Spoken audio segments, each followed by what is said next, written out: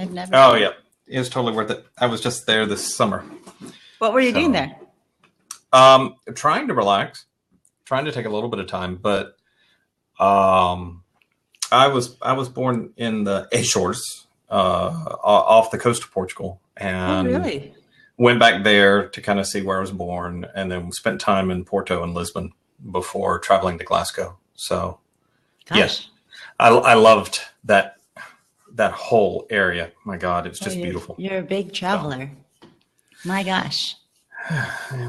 Well, I would love to go. Okay. Hopefully Victoria can host me when I get there. Oh, hey, Victoria. Oh. It's good to see everyone. We are just jumping on to let the internet stream through a bit. We're having a little bit of technical issues, but I think we should be good. Hello, guys. Let us know where you are calling in from and say hi to Neil. I'm really excited to have Neil on, by the way. I've been waiting close to 2 years for having Neil on. We had mentioned this a long time ago, so. Yeah, I ran away. Like, oh, we want you to. No, ran away. All good, all good. Well, welcome, guys. It's great to see people from Portugal, from Brazil. Hello, Victoria. Romania? Yeah, in Cleveland, Ohio, Vance, and Romania, yeah. Heather from Connecticut, thanks for joining us again. Awesome. And Lisa from Long Beach. Holland from Boston, Brooklyn. Yeah, love it. And then, oh, Steve, how come you can't get the screen to work? So Steve has us on with his whole class. He's teaching this morning, and so he wants to put us on with the class. Hello from your Bauhaus. So, Steve, you might want to refresh and see if that works. See if that works. And Alice from Milan. My gosh, we've got people from everywhere, mostly Europe. Is there a reason for that, Neil? Do you just attract the Europeans? I don't know. Good morning, though, everybody. Hey, David. Hey, David. It's Wednesday, David. Not Tuesday. When you posted that first tweet, you gave me a heart attack. Oh my God! Literally running around checking. I was like, "Oh my God, is it tomorrow?" Like, I only have half my slides in. Thanks, David. Excellent, great. Yay, Rosie from Seattle. Luis from Venezuela. Hello, guys. Yeah, that's true, Lauren. Thank you. There's compatibility mode. There's like a link in the lower left-hand corner. I think that will allow you to. You'll see us like a couple seconds late, but at least it's streaming in okay. Oh, Steve, was that in Portland? Yep. Yeah. I know there's been so many times you've been drunk, so it's hard to remember. I think I was drinking absinthe. So. That's nice. What are you drinking right now, by the way? If I say, do y'all promise not to judge me? Of course not. Okay, so I made espresso this morning, and I was kind of tinkering around, and I was like, I haven't done this in a while. There used to be something years ago, at least here in the South, called Coke Black. Okay. Which was essentially half Coke, half coffee, and you could buy it from Coca-Cola. And this time of year, so I made a triple espresso, and then it's Coke. So that's interesting. Yeah, it'll definitely keep you awake. I like it. I like the taste. I like that sweet and the bitter kind of coming through. So it's kind of good. Excellent. Well, thank you all for joining us. I just want to let you know that I am in Los Angeles. It's 9 a.m. here, which is a little bit early. So early that I have the trash trucks right in front of our place. So if you hear a bit of noise, apologies. It's coming from my end. And I am joined by Neil. And he's calling in from, where are you, Neil? I'm in Georgia, in Jefferson, Georgia, just north of Atlanta. David, you can't hear him now, but I can see them moving. You're going to hear them just a little bit. Thank you for saying that, though. Guys, if you're having issues with audio or video, please let us know in the chat. Lately, we've been having some issues, and we really appreciate if you let us know. Also, there's questions underneath our video.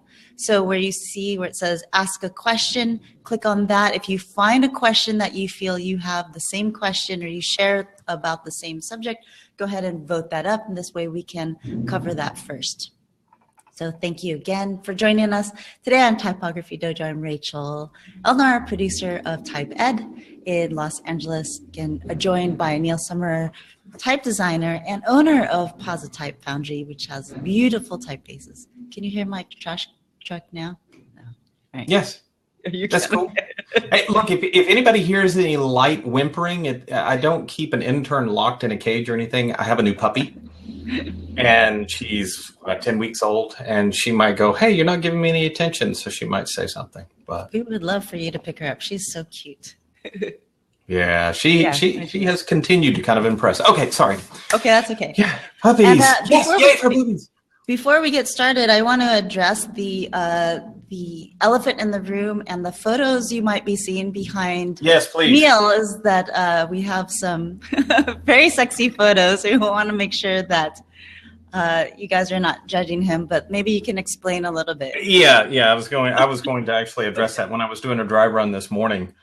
A friend of mine, a dear friend, said, you might want to say something about the women behind you.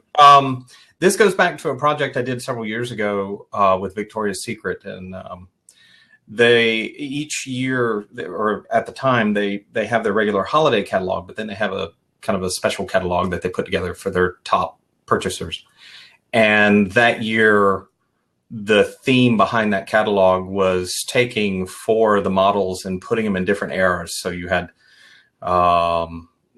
people kind of emulating Kate Moss, Bridget Bardot, and stuff like that. But all of the lettering, everything that kind of played to that era and to that particular model was hand drawn to make it, look like they had written in it. But in actuality, it was a 40-year-old guy in Georgia doing the lettering.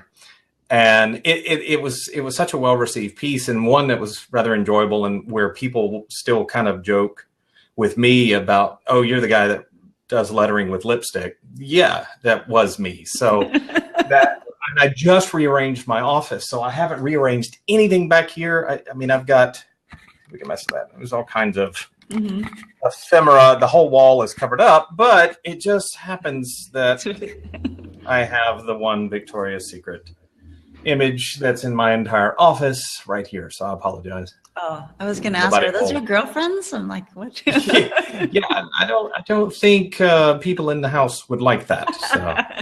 That's so funny. All right, excellent. So what we're going to do is get started. But before that, I wanted to just let you guys know that we're doing a little giveaway today. We have the full library of Scotch, which you want to talk a little bit about Scotch first? Scotch, I guess formally released the Scotch Typeface just before TypeCon this year in Boston. It is kind of my take on the Scotch Romans, but it's not a revival. I really went back and I looked at exemplars from the past and tried to bring something into this era and something that was more appropriate. And it's broken up into 3 different groups right now that have been released, 3 different subfamilies. There will be actually more I'll probably release maybe this time next year. But there is a text, display, and deck version. And I had fun with dingbats. And later on in today's talk, I'll show some of the sketches, and I'll actually go into some of the glyphs files and show letter construction, how I interpolated some of the sketches behind the dingbats, stuff like that. Super exciting. So he will give away that, and we'll give away to someone who asks a question. So if you have questions, please put it underneath the Ask a Question tab, and we will choose from that. All right. So would you like to shall we get started? Yeah, sure. Okay, excellent. All right, I am on 2 screens. So if you see me looking left and right, it's not because I'm not wanting to look at the camera. I'm instinctively trying to look at Rachel. But I am going to share screen, and that way things should be good. Thank you again for doing this. We're so excited. Yay, yeah, no problem. Looks good. Hopefully I won't sound like an idiot. So, and if I do, somebody just call me out on that, and I'll apologize. Okay, so yes, like Rachel said, I'm Neil Summerour. You pretty much can find me anywhere in social media at Positype. I don't spend a lot of time on Twitter. I do spend a fair amount of time on Instagram. It's kind of like my visual Twitter. I had somebody at this TypeCon again ask, "You don't spend a lot of time on Twitter?" And I said, "Well, I'm working, and I see Twitter as kind of a huge distraction. There's just too many conversations and too much stuff to stay away." Which is a type. So yeah, I'm Neil Summerour, and like Rachel said, I have a foundry known as Positype. Sometimes you'll see things mentioned Swash and Kern. That's just kind of the legal entity for Positype. But that's my foundry. I started it in 2000. It was more of a hobby at the time. Once I decided to get into type, my background is in graphic design. That's where my degrees come from the University of Georgia, if there's anybody out there. But I started Positype because I figured it would be easier for people to say instead of Summerour. Plus, I don't really have an ego of I have to slap my name on everything. So it just seemed to work. But yeah, I am a type designer and lettering artist. I would say now by trade, I have been doing this for quite some time. I won't get into the delineations of what a type designer is, or a lettering artist, or a calligrapher, but when I identify what I am, that's what I use. I do not and will not say I'm a typographer. That distinction is held to another group of people that are actually far better at using type than I am. I draw it. I love drawing beautiful letters that produce beautiful type within beautiful typefaces. That's the way I kind of like to identify it, and so that people can kind of put together or how I correlate the difference between letters and typefaces. And how probably the biggest thing that I have been trying to focus on over the past few years is distillation and curation of the letters that I'm drawing. Now, from a typical typeface of somebody that's doing something for text purposes, that's not necessarily as much of a focus. But for me, especially since much of what I'm doing is with display and scripts, I'm finding that being probably one of the biggest focuses, because I can draw letters all day, but it's trying to determine what is the best collection of letters that serve the end user and not me. So, but anyway, yeah, as Rachel said, I think she's been trying for quite some time to get me to come on, and I try my damnedest to be as low key as possible. I am more comfortable with, me alone sitting in the studio and drawing and working on stuff than promoting or speaking or dancing around or stuff. But it's like, at least today I get to talk and I can have shorts on. So there's a couple of things that I'll say before I start. It's just all part of my little rant before I start showing stuff. The biggest takeaway and kind of the title of this is everyone does it differently. And some of the things that I've learned over the past few years is I definitely do things just a bit differently. I don't have one set practice of how I execute a typeface. That's intentional. A lot of it's because I'm afraid I'll get bored. So I try different things. And I'm seeing that I left a parentheses off at the end. So see, again, I'm not a typographer. But yeah, find what works for you and feel confident exploring. It's really the only way we find out if we can do something different at work. And the best advice I can give, both as a designer and anybody in the type industry, remove your ego and rely only on your skill. I remind myself of that.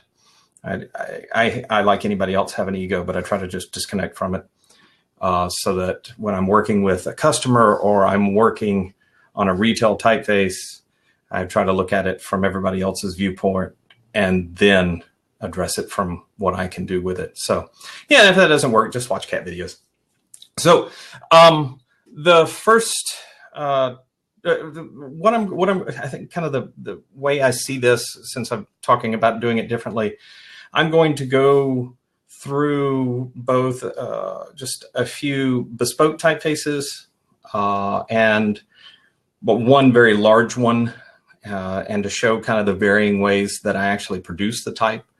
Again, it wasn't just one way in this case. And then take you into some of the retail releases that I've done, again, to illustrate the idea that there's no one set way to produce things.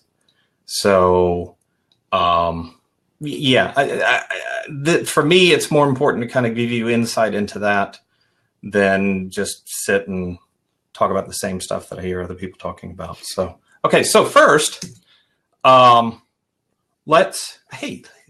everybody loves ampersands. Sorry. Okay, so first, Girl Scouts of America. This project I started back in 2015. And I think in general, most people, if they are taking note of Girl Scouts, has probably noticed that typographically things are starting to change for them. And this was an endeavor that they took on in 2015, I guess about mid-year.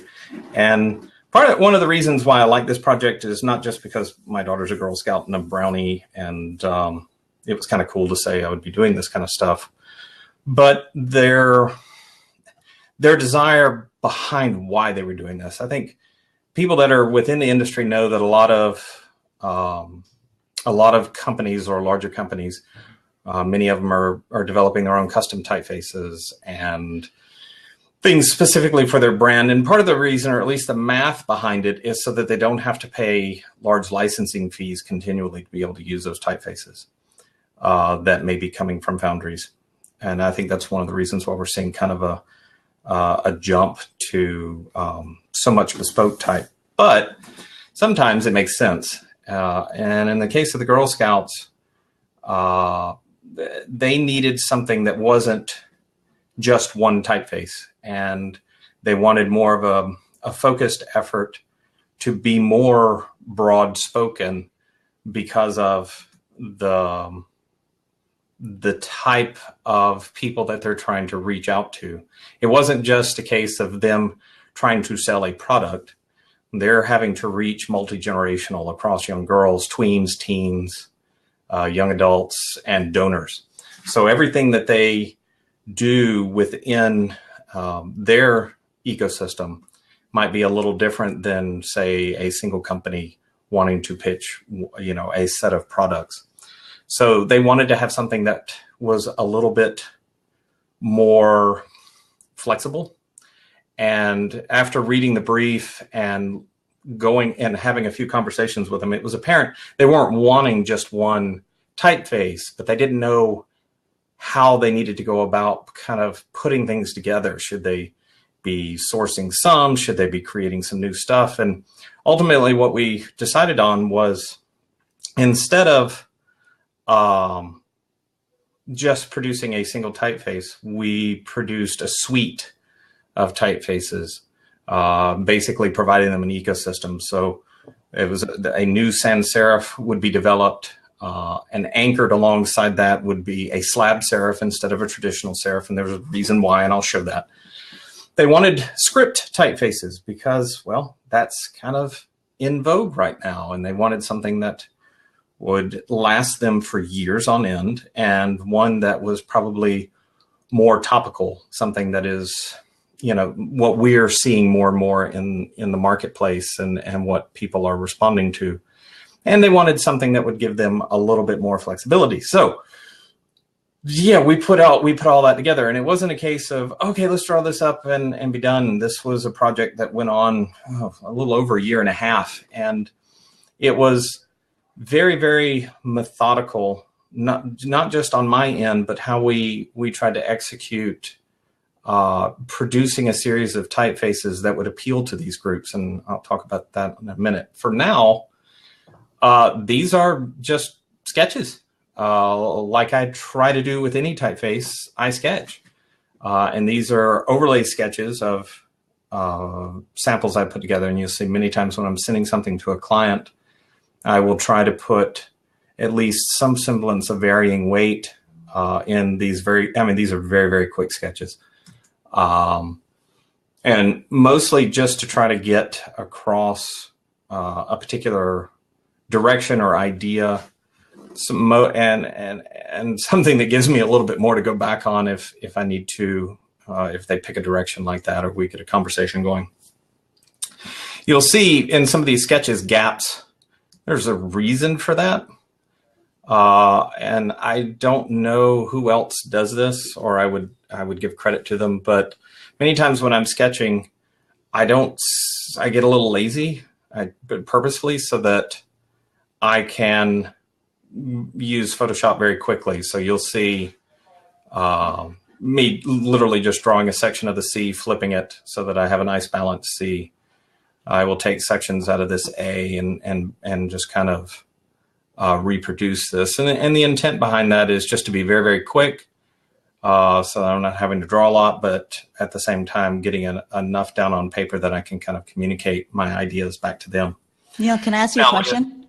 Yeah. Did you get any style direction from the client, or is it just basically those business parameters? Well, the brief was not as focused as I would have liked. One of the things that they wanted was something that was useful, which could not be more vague. Right. Something that spoke to young girls, but would not be kind of rejected by older groups. So we had to kind of find something that was a little softer. Okay. Something that kind of would allow me flexibility, because as we started talking, one of the things that they were showing me, because they basically unloaded everything in terms of all of the collateral, all the pieces they've been doing. They were showing me things that the local districts, the different regions within the country were producing on their own, which was all, again, another variable that had to be considered. It wasn't just creative being produced out of the New York headquarters, but it was the local districts putting together their own works. So the typefaces had to be kind of foolproof. They had to look good along different scopes. And even though they knew that we would have kind of usage guidelines for the typefaces and basically a style guide, you're always going to get that outlier that does something a little different.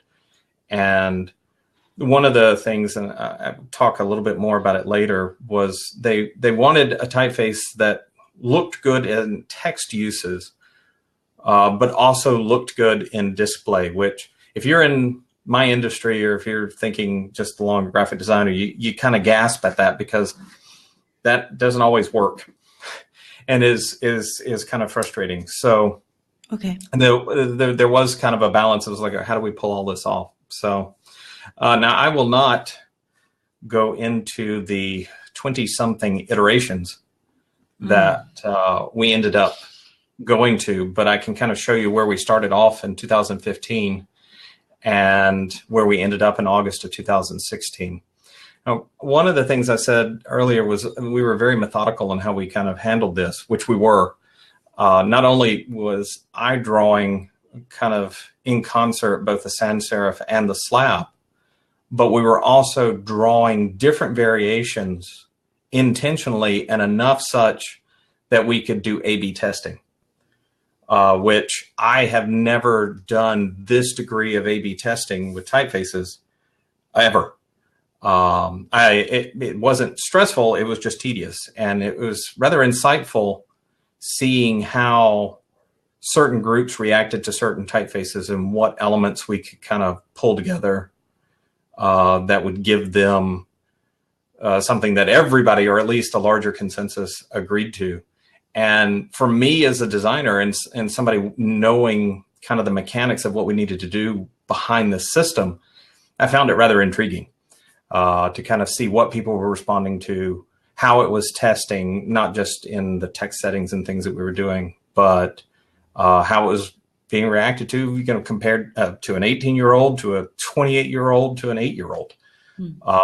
So yeah, it was interesting. But anyway, you can kind of see the progression, and this is ultimately where we ended up.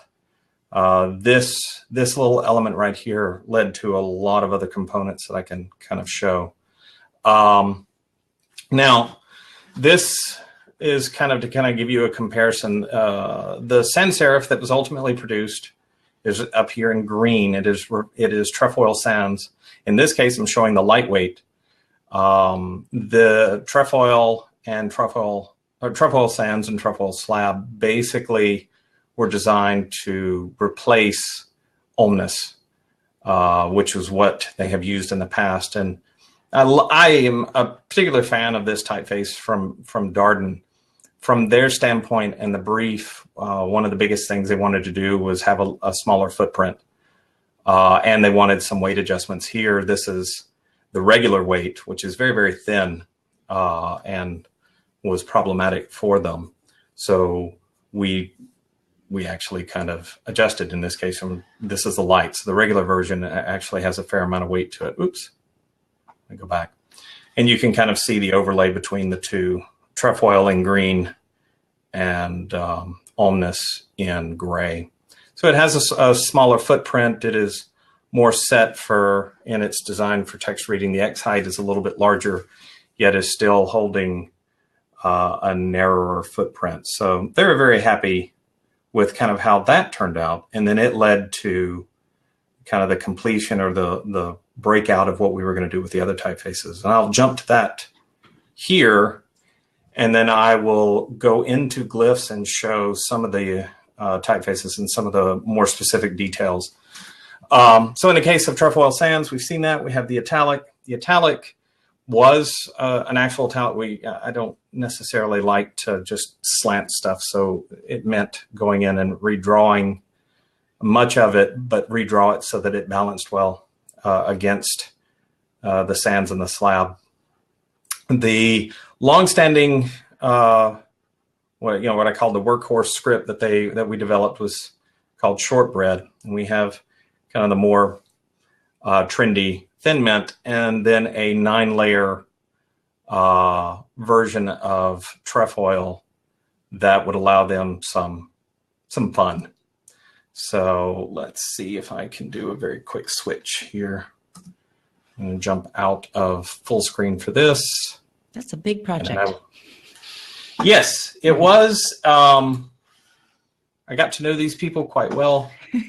I think highly of them. What they were trying to take on was just a huge, huge endeavor. Smart, a wise one, I think. But I don't think they knew what they were getting into when they started this. Now, this is, I will not show the final version. And I'm not one of those that names a file final. But this is a pre-mastered version of trefoil sans. And one of the things, if you're familiar with glyphs, great. If not, the very quick little thing up here are the masters. So if I just jump to the font view, this is everything that's in the typeface, character-wise. But you'll also see that there are 3 different master weights. And the reason for that is it will allow interpolation in it. So I could deliver everything that they wanted. Now I'm going to type just a few letters so that I can kind of illustrate what I'm talking about. One of the things that concerned me the most was their desire to have a sans serif and a serif, or in this case a slab, that looked good in text settings, but was very clean and distinct and fun to look at in the heavier settings, where most of their style guides kind of allowed the use of some of the heavier types. So you'll see, if we go to the thin weight, here's the full range of thicknesses for the typeface. So you'll see much more text-based characteristics until we start moving to the heavier weights, and then you get a lot more curling and a lot more expression as we get larger. And that took some time to kind of work out to where I was comfortable with it. But there was no way to accomplish that with just 2 masters. So that's why there is a 3rd master in here that actually skews more towards a lighter weight that actually, one other thing, does not be produced. This is kind of a dumb master the instances that are produced from the interpolation. The interpolation is the math that's associated with producing all the individual weights. In this case, this one is not actually used. It was done so that I could manipulate and push points around so that the transitional weights here balance out and look the way I want them to. Same thing with working item. Yeah. And I do that actually a good bit. I know that I want a certain desired look, but there's no way to draw a master that has that and then doesn't influence everything else. So you kind of create some dummies in between there that fill in all the math, and it seems to be, for me at least, it seems to be far more efficient. Now let me kind of go into some of the detail on the slab. Right, so slab. If you look between these two, you see a lot of the characteristics of the two, but they're actually kind of different. It's not just a, hey, let me throw some, serifs on this, but let's see, let's go in here. It's the same type of thing. If you look at, we can see this very well with the N. We go to the lighter weight. You see much of the little flare and the detail is hyper minimized. It's there, but it's not screaming. That way, when it's printed small, it's not going to be influencing printing in a negative way, but it still retains those characteristics. But once we get to the heavier weight, now I get all of this wonderful personality and all of these little, what we started referring to as hair flips with these slabs. And I thought that was kind of perfect. The same thing, both my daughter and people at the Girl Scouts thought the ear on the G was a nice ponytail. So it seemed to kind of fit the personality of what they wanted, and allowed me to kind of move on to some of the others. Now, let's see. Speaking of some of the others, I tell you what, let me jump back. I'm going to start speeding up too. The Thin Mint, which was right here until the screen kind of, there we go. Oop. Thin Mint right here was nothing more than just a typical kind of unorthodox script. Lots of different names for that. But in this case, it was just, let's produce a series of exemplars using marker brush, the tool of the trade for people producing these typefaces. And basically that was all I did. I produced those over and over again. I use a program that I wrote in Python that does a fairly accurate tracing, and then brought all of that in to glyphs and started cleaning it up, and it was all good. Now, what we were calling do-si-dos, or at least I was calling do-si-dos because I really wanted to call it do-si-dos. I don't know why I would say I'd like to call it do-si-dos, maybe other than the fact that I like do-si-dos, but this layered typeface, everything had to be drawn by hand for it to be textured, though appropriately. I'm not one to use a lot of mechanical texture. So this was kind of a breakout to kind of, show. And the one we killed was the Distress. Not too surprising considering everything about this is using a pattern and everything else was hand drawn. But let me go into kind of a production version of this typeface. We ultimately ended up calling it DIY, which seemed to work. Everybody seemed to kind of agree to that. Obviously, a much simpler character set, and these are showing all the different states. Now, this typeface isn't usable. This is just a visual workspace, a sandbox that I used to kind of keep everything organized and together, and then everything was subset it out into its own typeface. But yeah, you can see how all of this, all of this essentially was done with Sharpie marker. Wow, cool. And then retraced. And yes, that took a stupid amount of time. And I don't know, it's one of these things. It's like, God, I need to come up with some stuff that will actually do this for me, because it just took a ridiculous amount of time. But, they were happy with it. I will admit I was happy with it when it was over. But also it came out very well. So I was kind of pleased. But I just went on to their Instagram and started grabbing things that they have been producing with the typefaces since they've been slowly rolling these things out. And they all kind of come together. One of the things that I failed to mention earlier was all of these are basically, all of the different typefaces are drawn within the same set of basic proportions. So X height, cap heights, ascenders, descenders, each one of those components for each one of the typefaces, including even this, that script, all fit within the same basic set of parameters. So again, trying to make things as foolproof as possible for somebody jumping between typefaces within those families to try to get the end result that they want. And then, of course, being the nerd that I am, I have to provide a usage guide, and which they appreciated and they disseminated. So it for those that have access to the more complex typefaces that have all of the open type features, now they know how to access them. That's great. And that actually eliminated a lot of support calls. And it was definitely worth the 2 days putting everything together for that.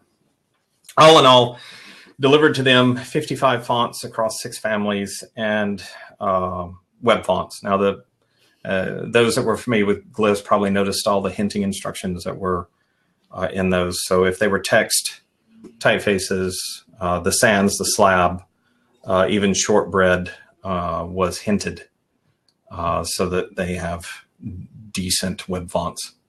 And now it's okay to drink. Now, somebody mentioned on here a couple of days ago about Shameless. So I thought, oh, okay, I'll drop that in the deck really quick. So this is me dropping it in the deck really quick. I used a pen that I love. These are Zig markers, and I can try to provide some links if anybody's interested. But in playing with the pen, I was like, I got to make a typeface out of this. Are you showing the pens? Do you have them? Well, I can't. If not, it's okay. Yeah, I can provide links. I don't know. Here, hold on. Yeah, there's a little bit of delay. Okay. So the thing I like about them are these tips. I'm not in. I can't get it to zoom in. It keeps wanting to look at my ugly face. They're very, very flexible, but stay very, very rigid. So there's a lot of give and a lot of spring back to it, and you can see kind of how the strokes were kind of coming together, and this is just very, very rapid succession sketches on all of this, which was great. And I loved it. I was like, I gotta make a typeface on this, so I did. And this is some of the exemplars that I used to digitize off of. And this is when I was still using FontLab, so I should kind of give you an idea of how old this typeface is. God, I wish I could go back and just do it again in glyphs. I think I would have kept a few years of my life on that, but primarily because this typeface was a little over 2,200 characters when it was all said and done in a single typeface. But yeah, every iteration, every different stylistic option was fully accented. It just seemed like the appropriate thing to do. Or you really wouldn't be able to enjoy the typeface unless you're in the US. But here's just a few quick screens kind of showing off the type. There's a lot of open type encoding, a lot of ligatures and contextual alternates that allow this to kind of happen when you type. Now it would be a lot easier thanks to some of the things that Adobe has done. It's not a shameless plug of Adobe, but at least they have it to where contextually it's a little bit easier for people not as familiar with OpenType to be able to access some of this stuff.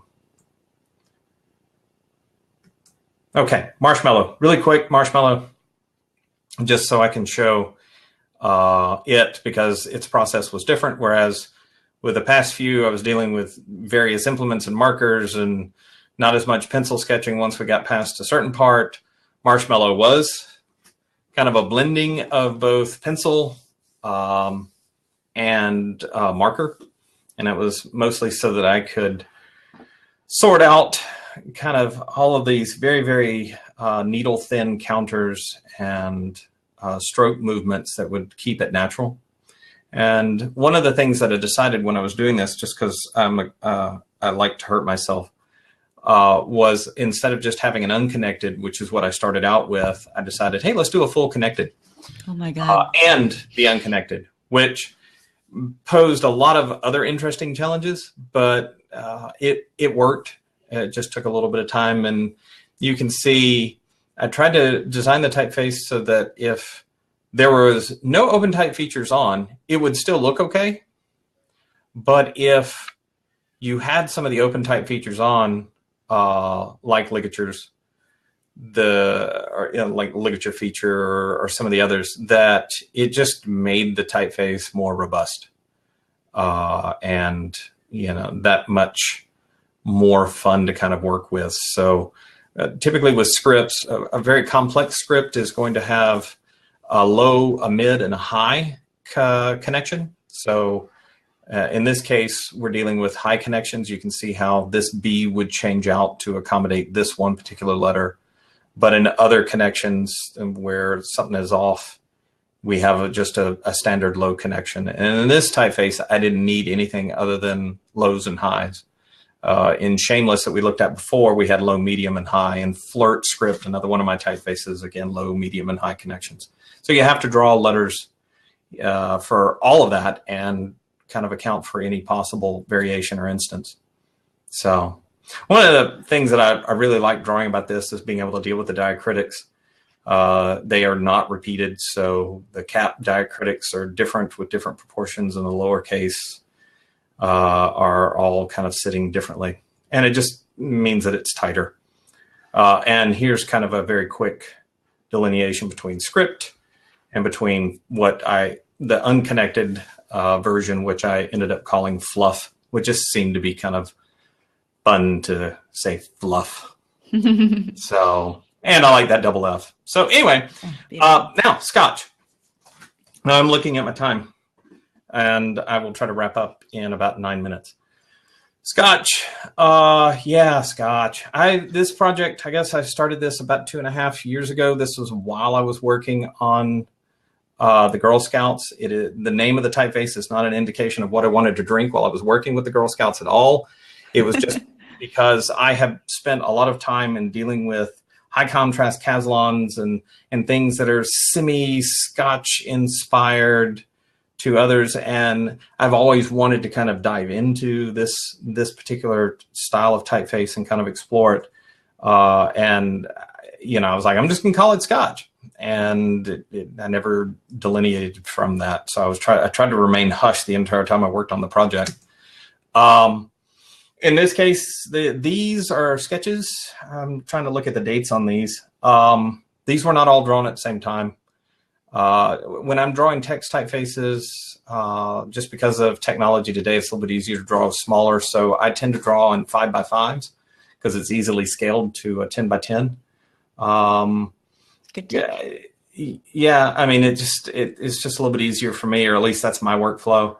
But I grabbed these because these were probably the best exemplars of the A's. In this case, here's your display, which has a lot of sharper details and a lot of other things going on. Over here on the right-hand side, you have your text and the subhead, what I was just referring to as a subhead, and eventually just kind of embraced the term many others were using.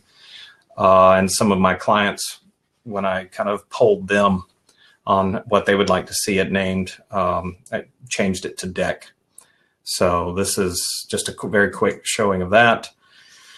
I'll blow through these very quickly just to kind of give an overview of the Scotch Typeface.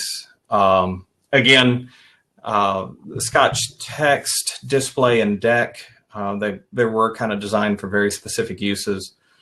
Text and display have matching italics, where in the discussions that I had with customers that use this kind of transitional style for subheadings and whatnot, didn't really want italics, oddly, but I have them. I'm deciding if I'm going to release them or not, but we'll see. I tried to make it as friendly as possible. So, and this is included in all of my typefaces that are text type. I always include small caps, a pretty expansive set of ligatures, as well as a good assortment of figures and whatnot. That's just kind of that's normal for me. I don't have oh, I'm going to do this and then I'm going to release a different version of it later. If I'm releasing a different version of it later, it's because I'm wanting to drastically improve it or add stuff to it. But yeah, I also ended up drawing dingbats, which is not something that I tend to do. But I'm going to jump through some of these screens. All of this stuff is available on My Fonts and other places if you want to look at these specimens, or email me and I will send you one of the new type specimen catalogs that have a lot of this in it. Jumping through. Okay, so sketchbooks, I do believe in them. I use them, even though I'm trying to transition a little bit to the Remarkable for lists and whatnot. I'm finding that I'm still going back to sketchbooks to keep my formulas down and to draw things. So these were some of the early sketches for some, which I just be fun, you know. I was like, well, if I'm going to have this, I got to have this type of a glass, and I got to have a Glencairn glass, and you have your square eyes. You know, it's like the twisted little mind of a type designer. I'm just kind of sitting in my office. I was like, I would do that. But I drew my manicule, and at the same time I was drawing this, I was trying to figure out mass, which that's a whole nother discussion about how I see type. I don't see it necessarily as the subtraction, as the control of mass. I'm trying to go, okay, yeah, it's looking right. I was like, this name of the typeface is Scotch. I got to have a manicule that's holding a glass. It just seemed like the most absurd thing not to do it. So I did it, and then I was showing it to a small group of people, and credit to Mark Bixby, who coined the term dramacule. That's awesome. You can go look that up, Dram, D-R-A-M. So we just put them together, and now Dramacule, and there are a bunch of Dramacule stickers kind of floating around. And yeah, these are it's kind of a quick shot of one of the pages in the sketchbooks that I keep. I use Muku, M-U-C-U sketchbooks out of Japan. I love them. I like the paper. So, but yeah, you'll see where I will make notations. I will change things. I will usually insult myself for making a decision and go back and change it. So all that kind of stuff kind of works. And that way I can go back to it. I like these serve as recipes and formulas for research that I might be doing on another typeface and say, oh, we got to draw this. What did I do with that? Well, I don't have to go back and try to reverse engineer. I just go back to my notes. So 2 years ago in Seattle, I was a year into drawing the typeface, and I produced just a kind of a teaser promo. So this is a nice letterpress piece that was produced locally. And then in Boston, I said, well, the name of the typeface is Scotch, and I worked with a great whiskey specialist named Holly Sidewan there in Boston, and we put together a 6-pour Scotch tasting to kind of celebrate the launch of the type. And of course, everything has to be set in the typeface too, because, well, that was a fun part. But okay, so, all right, so I'm going to jump on to something else. I'm not going to tell you the name of this script because someone will steal it. And yeah, I am bitter. Sometimes I have learned over the past years to not reveal the name of a typeface because somebody's going to take it. Now, whether they are intentionally taking it or it was just happenstance, I just try not to jinx myself that way. I never hold any ill will towards somebody. this is another experiment. Yeah. Okay. So this, try to explain. This is all in Prismacolor. This is white Prismacolor on black bulletin board paper. Let me see if I can kind of switch just for a second. No, so no. I can kind of show it a little bit better. Oh, is it better? Okay. Yeah, that's fine. So I have like literally lots of these pages, and I had them all hand cut. And when you post something on Instagram, I've had people go, "How did you stay so consistent?" Let me go back and I'll show you. I'm not that good when it comes to lettering. I have to have my cheats like everybody else. So after these things were hand cut and cut down to 8.5 by 14, let me see if I can go here. I printed on them. So basically black on black, so that I had all of my guides in place, and it made it a lot easier to actually letter these. Great idea. But the nice thing is you scan all of that stuff in, and the wonders of Photoshop, those black lines disappear. So that was the process. Everything's hand lettered. Everything was drawn. Now everything has been scanned. Everything's been run through Photoshop. Everything has been inverted. And now it's an actual typeface. So let me see if I can switch over, and I'll show you one of the sandboxes for it.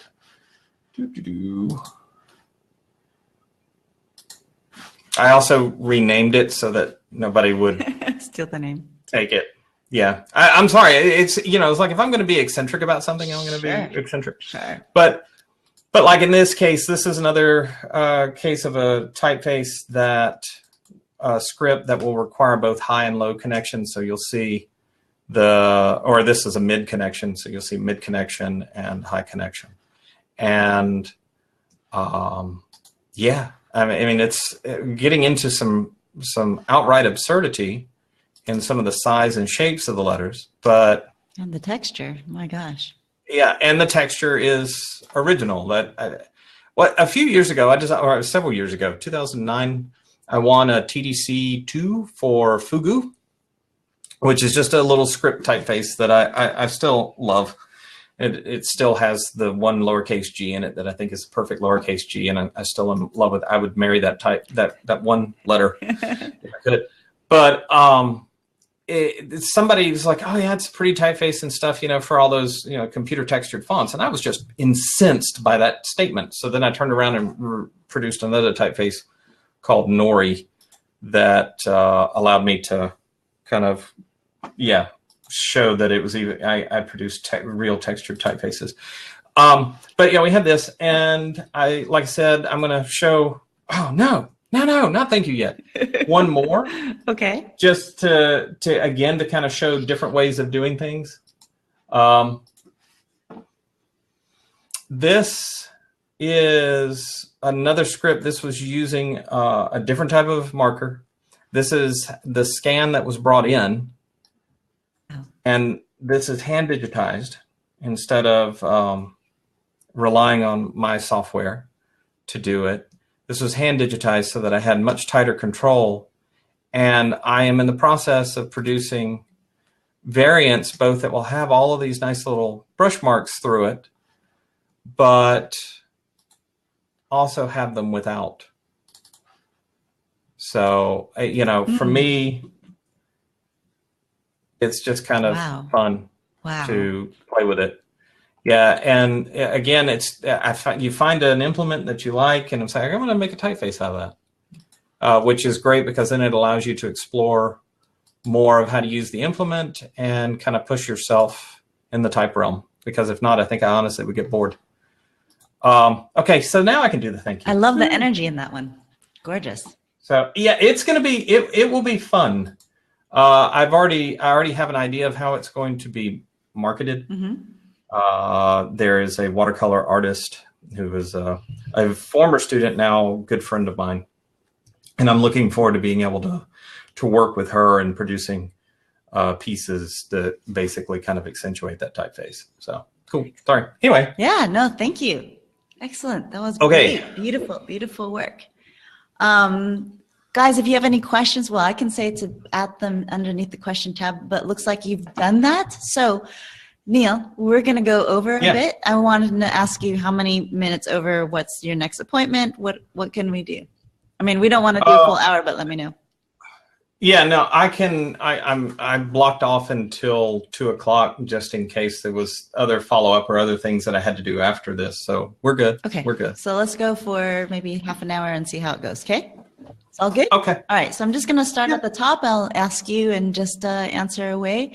Alice is asking, what advice do you have for a graphic designer who's trying to design a typeface for the first time, or do you wish you knew when you first first started doing? Gosh.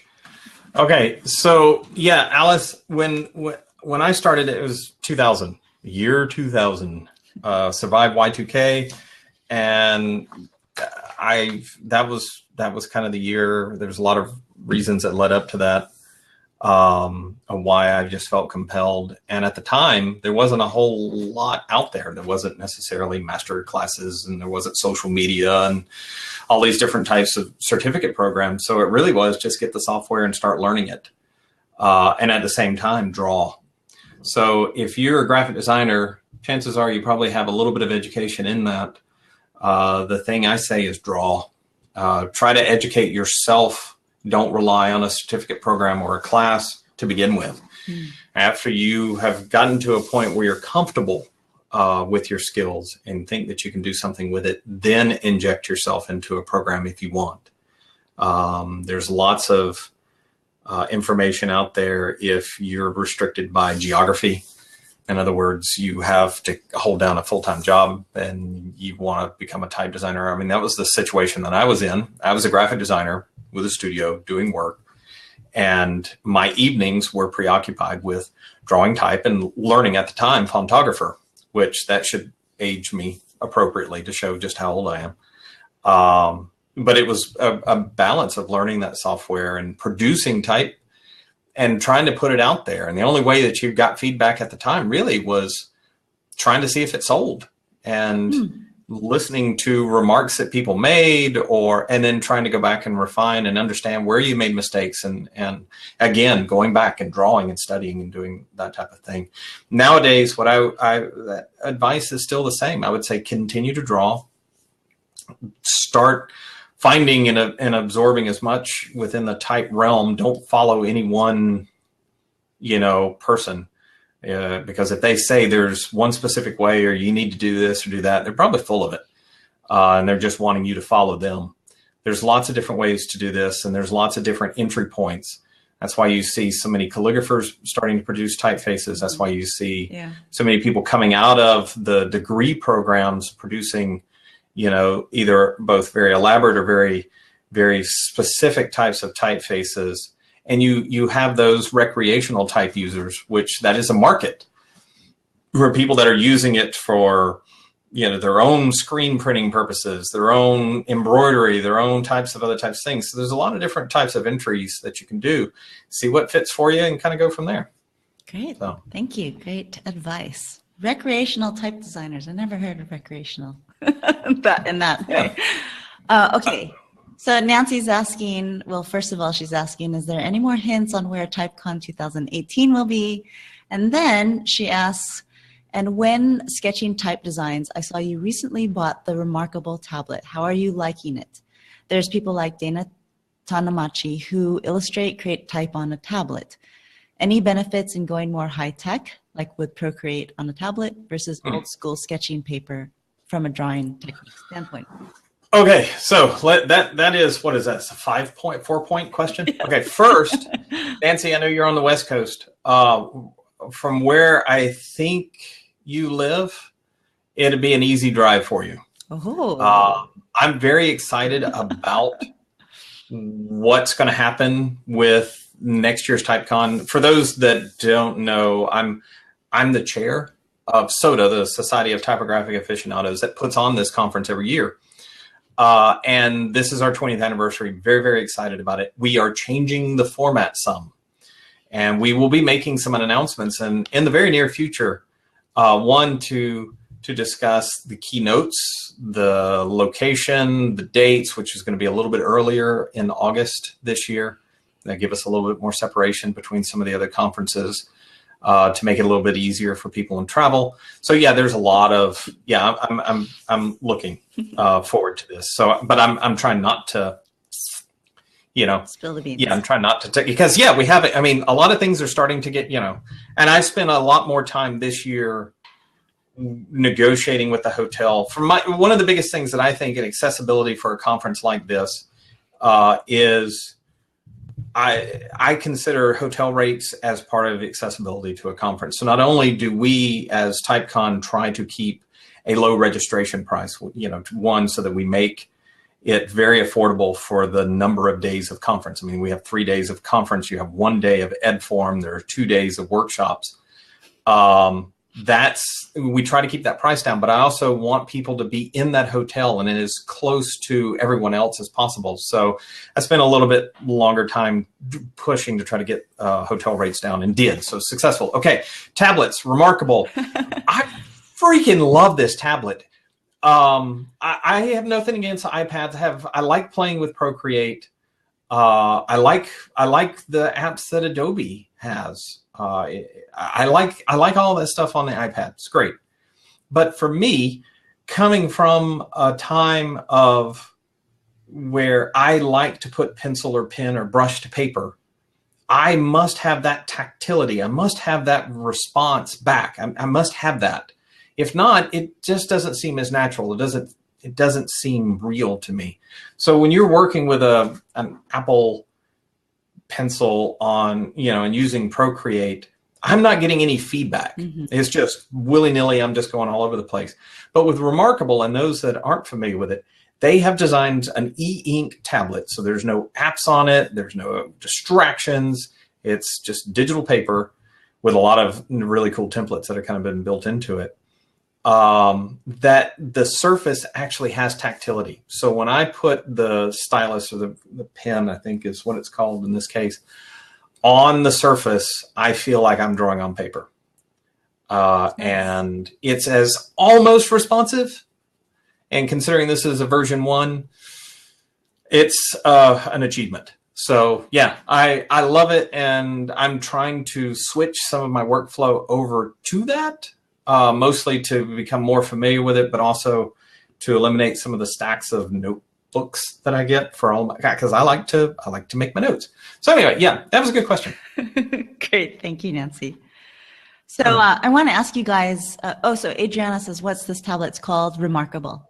You guys can see us, okay? Just want to keep checking because sometimes you are seeing us and you're not seeing us, and but Neil, you look a little blurry to me. I don't know if I'm drinking maybe too much scotch or maybe it's just mine.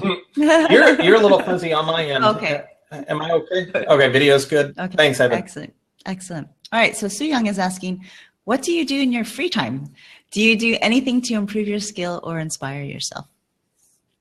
Su Young, in my free time, I try to not draw. That part of the reason is it's like, even when I go into a restaurant or I'm out, I try not to carry pens and pencils because I am one of those incessant doodlers, and it's a distraction, and it's a distraction with any of the people that I may be out with. But every morning before I start working, I always spend usually 45 minutes to an hour of just warming up, even if I'm not doing any lettering that day. Or drawing anything in an analog environment. That's kind of my meditation in the morning. I will sit down and, I'll pick a sketchbook, or I've been playing with the Remarkable, or I'll do something like that, and I'll just draw. And that's the thing that I use to keep the muscle memory up and to give me a very defined time during the day to explore what I'm capable of doing, or maybe see if I can do something that I haven't done before. So it's like here lately I've been playing with the Remarkable. Before that, I was playing with this ink that I was really trying to see if I could kind of master that with a Sumi brush. It was just a random thing, but I was like, God, I love this ink, but it's really supposed to be used for this. I wonder if I can dip it. And anyway, so yeah, but that's what I do. And you really do that a lot differently, because many type designers that I interview don't get into the physical realm. They literally just jump on the computer. Yeah, and I can't. One of the best compliments that I've ever received, and I've got this now several times from different people, is they say there is a bit of warmth in the type that I produce. Yeah. And I equate that to staying the hell off the computer until it's time. Right. You know, if you start looking at type exemplars 200-300 years ago or more, you know, there is a warmth, you know, and there is a personality that's there, and that matters. And sometimes when I'm giving longer talks, I like to talk about the perfection of imperfection. We respond to it. It's a visceral thing that we have. And I think that's why some of the script typefaces that we're seeing are as popular as they are, is because they remind us of that we can connect to that, because we can't do elegant type. We can't draw elegant scripts so much. So we kind of take it. Right. So, but yeah, for me, I like to have that connection. Right. So. Right. Great. Thank you, So Young, for asking.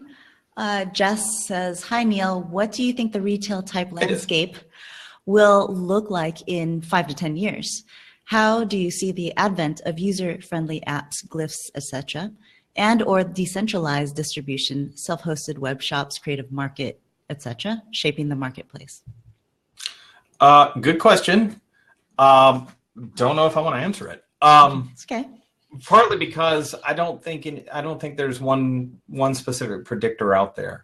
I think right now, I think some of the rise of the type industry and some of the type designers or the people that are trying type, I think some of that was produced when we had the last economic downturn, because people were looking for viable ways of making income that didn't have a lot of overhead. And this is something that they could do without necessarily having to have a boss to do it.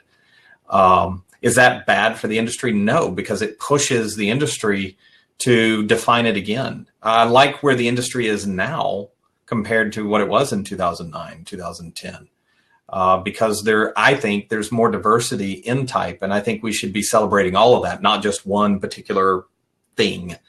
And I think much of it, where I see people criticizing some things online, and that's why I think one of the reasons why I stay off of stuff like Twitter, is because I don't think they understand what the intended use for that type was.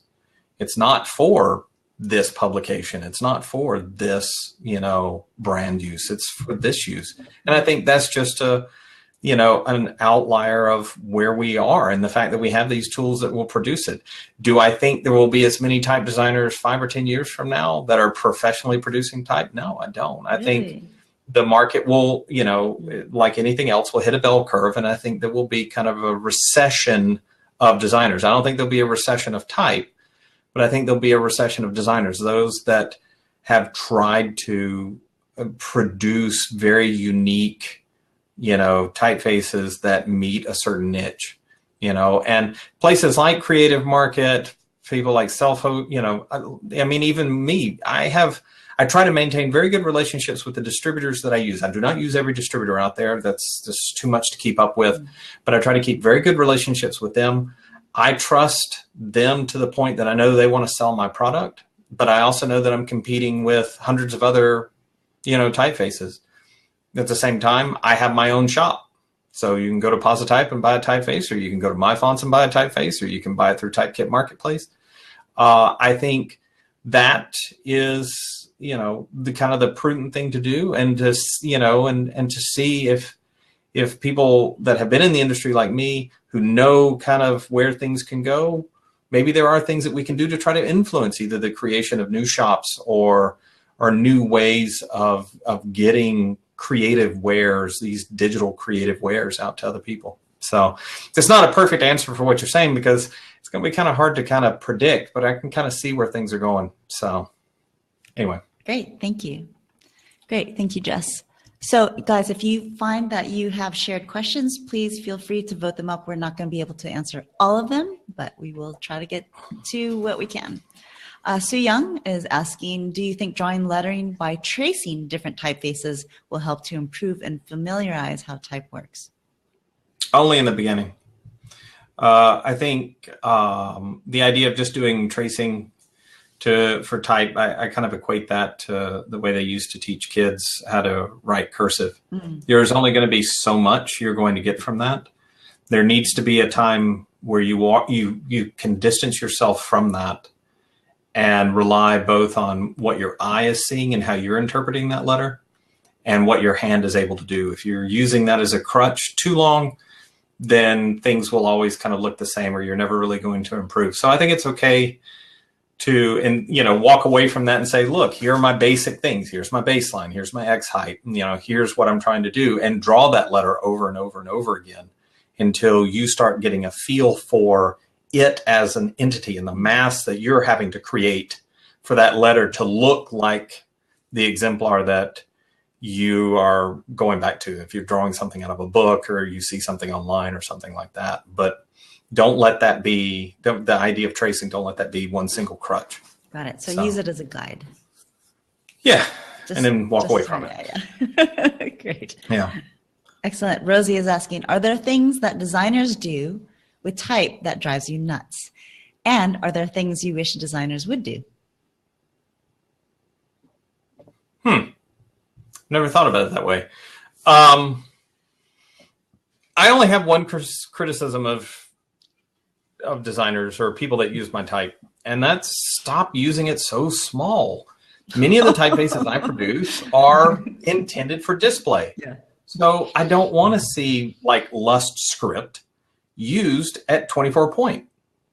It just doesn't look as good. Make it a little bit bigger. If you can't, then go find another typeface. Maybe it's not the best fit.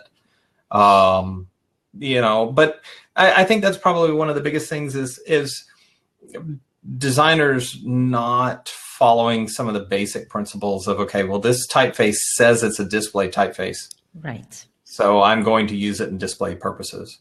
This is a text typeface, or this doesn't have another moniker that gives me a hint. So let me see how it looks rather than just go to it immediately. Other than that, no. I like seeing people succeed with my type, and I like to see them fail with my type. That's not a bad thing for me as a type designer, because I can look and go, okay, well, somebody is using it that way. Is that a fluke? Am I seeing this somewhere else? Maybe I either need to go back and create a new cut of that typeface to kind of address those things, or in a future typeface that I have planned, make sure I address it so that I can eliminate some of the flubs that some designers may make. Right. So. Great answer. Thank you, Rosie. Maybe design education would help a lot of designers. I don't know, just an idea. Oh, there may be a few places that could actually help with that. Hint, hint, nudge, nudge. No, other side of the screen. Okay, hey. Sue Young is asking, how long did it take you to craft a typeface? It depends on the typeface. Fugu that I won, that I was referencing earlier, that literally was just kind of a lark. I said I want to design a typeface in the weekend. So I gave myself a Friday, Saturday, Sunday to produce it. It's not huge by some of the comparative standards you might do with some of the other type that I've produced. But it took just a few days, whereas Scotch took a little over 2 years. And I've got another typeface that I've been working on for 4 years. Wow. That I still have not released, and one day will, maybe, if I could ever settle on stuff. But it really just kind of depends. So I don't set a timetable and say, okay, I've got to have this. If at the last minute I go, no, which I just actually ran into this because there's another typeface that's about to come out. And I was like, I could do this and this and this, and it would make it a better suite to the script typeface, which would be more usable to a larger group of designers. So, yeah. Love it. Yeah. What else? What else we got? Okay. So Sherilyn is asking, how many levels of approval do you usually need to go through, or how many people have input on what you create? If it's a client, I kind of have this thing that I do, and my focus with a client is always delivering what they want. but producing what they need without compromising my craft. Because sometimes you will run into a situation with an art director or somebody who's not as skilled at directing type or a type designer, and they don't know exactly what they're doing. That's not necessarily their fault. My job is to try to do my best to educate them. There are certain things that they want. There's also things that I know that they need.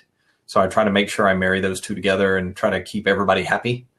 When I'm starting a process of drawing letters, I tend to, especially if it's something that where I'm producing lots and lots of letters, I don't take the approach of, tell me the things that you like. Here's all the specimens that I've produced. Tell me the things you like. What I want them to do is tell me the things that they don't like, and those just get removed.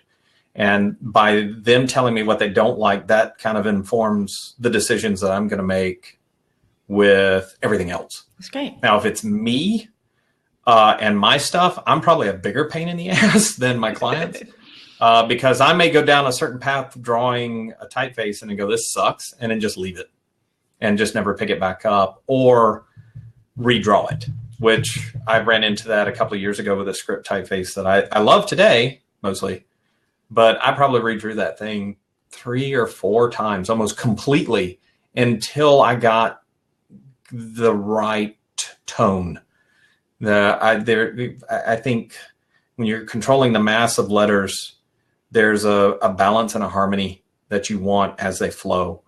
And sometimes you want something that's dissonant because you're wanting to break up that movement.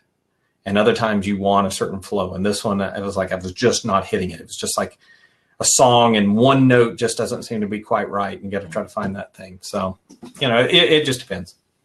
Great. Thank you, Sherilyn. We'll do 2 more and then we will do the giveaway. All right. So Kate is asking, aside from the analog tools, what programs do you use to digitize and ultimately produce and compile a font?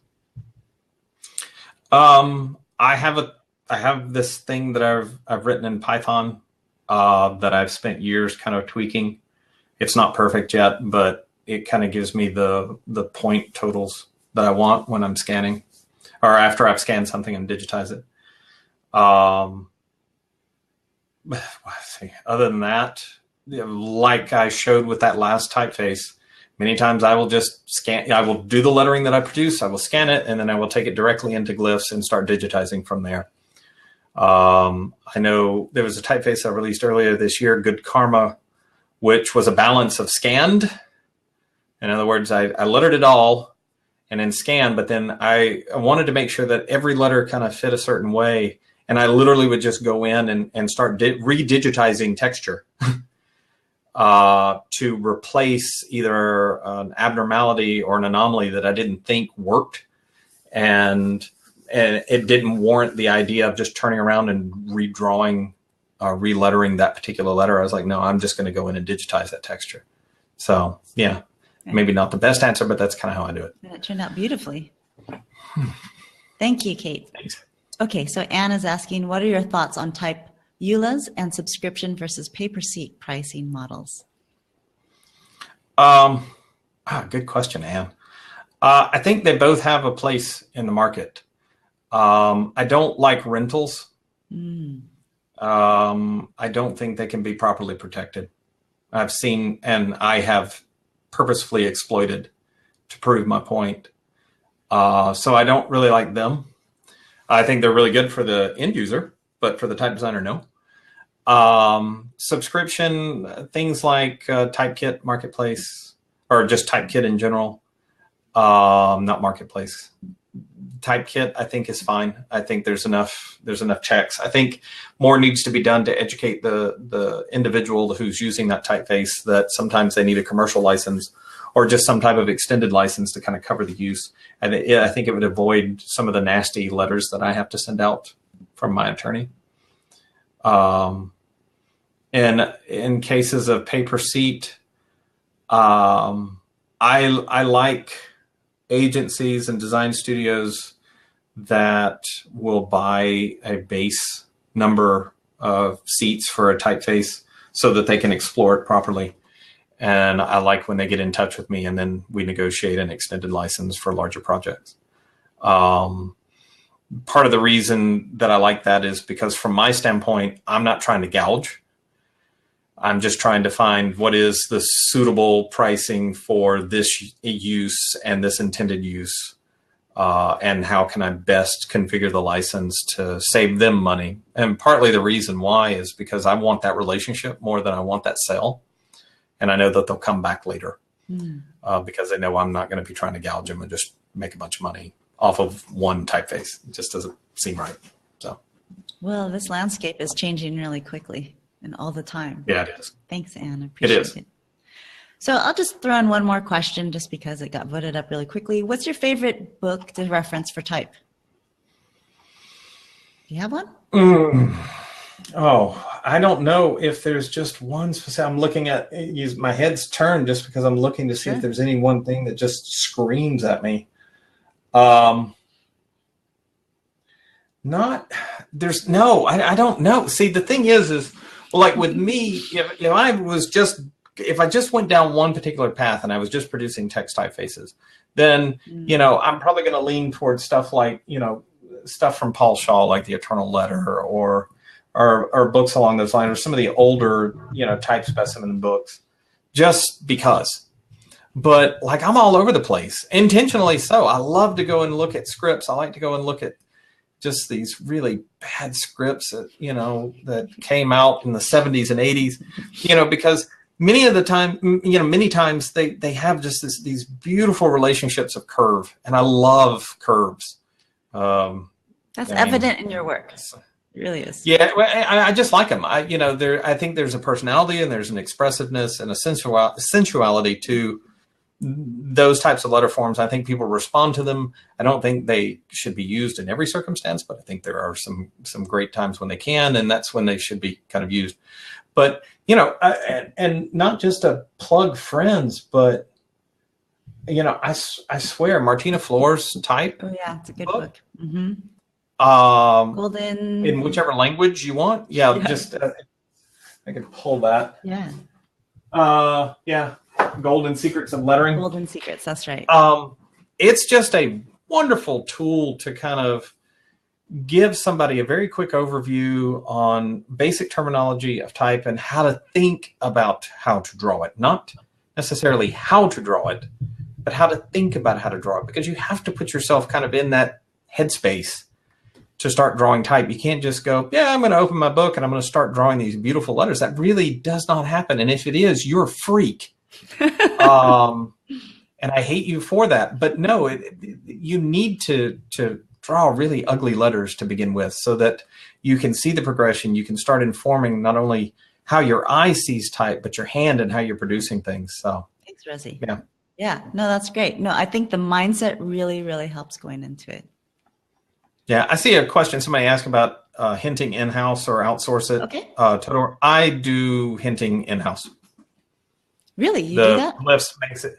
Yeah, Glyphs makes it possible. And it's, it's an ongoing thing, but especially when I was working on a project a few years ago for Oculus, that was really when I forced myself to embrace hinting on my own, because I needed to be making a lot of adjustments on the fly and then testing that with the headset on to see how the type rendered. Oh, yeah, interesting. And for me, that was my curve. That was my trial by fire to make sure I got it right. So got it. Cool. All right. So what I'm going to ask you to do is just choose a question that you've answered or not answered. It's up to you. And we will just choose that as for the giveaway, if that's okay. Oh Lord. Okay. I'm scrolling through all the questions. There's the top, and then there's the answered ones. If you want to go through the ones that you just answered. Yeah, I'm going through those. Which you feel the most interesting, or you haven't been asked before. We're going to be giving away Scotch, guys, not a bottle, but the Type family. Okay, so there are two that got upvoted with 5 votes. Okay. The one that between those two, the one that I liked the most was Nancy, just because it gave me a chance to kind of jump back and forth. So we'll go with Nancy, and then Alice, if you can let Rachel know if you want either the text, the display, or the deck version, and I will send it that way. That's There. very nice. Things Awesome. covered. So Nancy gets the full family, and then Alice will get one of the families. One of the small families. Yay! Thank you so much. That's awesome. Love it. Hey, I also want to plug your mug, if that's okay, and I don't mean your face, but the mug that you've been drinking from. Oh, let's plug it. This was not intentional. I did not like when I read it, but this is no. This is some of the great ladies at Fairgoods in Calgary asked me to do some lettering to put on a mug that said no. And I think it's still available. So you go to fairgoods.com, you'll probably be able to find it. But they sent a bunch of mugs when it was done. And I love it. It's great midweek mug.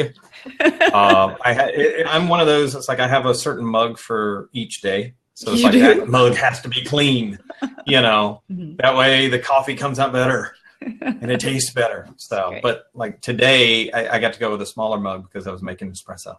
So. And you get to say no. Well, thank you so much again, Neil, for your time. Really appreciate it.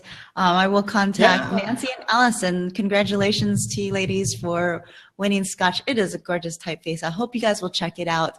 Also check out Neil's website with the link underneath to visit Positype and take a look at some of the other work that he is doing. So, Neil, what's the best way to follow whatever you're doing now?